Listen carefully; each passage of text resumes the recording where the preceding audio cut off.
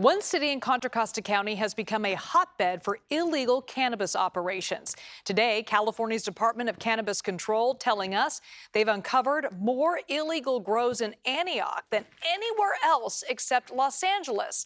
One of those locations owned by an Oakland police officer.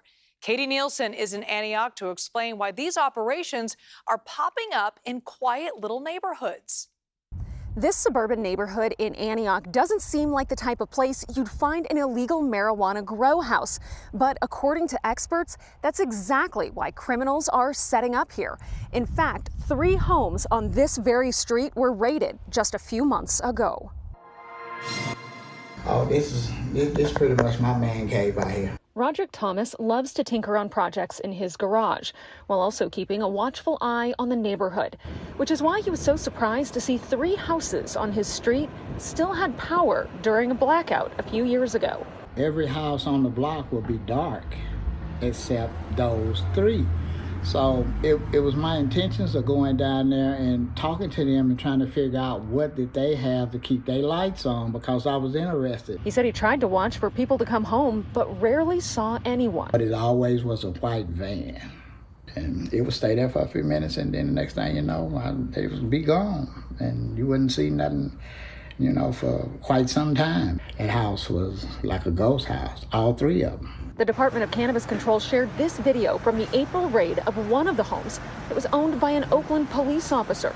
Inside it, jugs of chemicals and enough equipment to power this massive illegal marijuana grow. Room after room filled with plants, grow lights, fans, and water systems.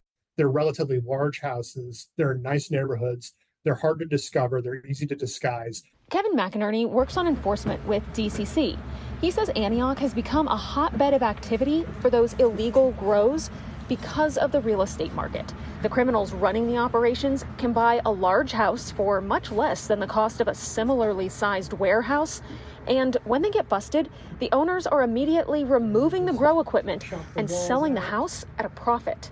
They can flip the house back, and they've made the money through both the illicit cultivation and on the sale of the house, because they're profiting about $200,000 per house that they're selling.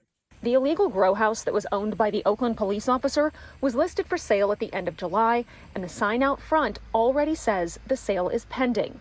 The 2 other houses on the same street that were also raided, yep, they're for sale too. Those people who own these homes, just know that we're coming, we're going to shut you down, and we're going to prosecute you. Antioch's mayor says these illegal grow houses have been an issue in the community for years, partly because they're so difficult to identify. Roderick said he lived next to one for years unknowingly. It was a total shock to me. It just goes to show you that saying, you never know what goes on behind closed doors.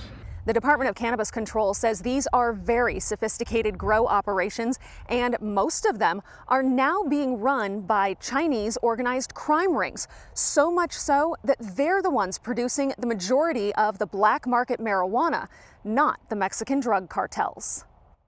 And as for the Oakland police officer who owned one of the homes that was raided in Antioch, he has not been charged in connection with the grow at this time, but he is on paid administrative leave from the department.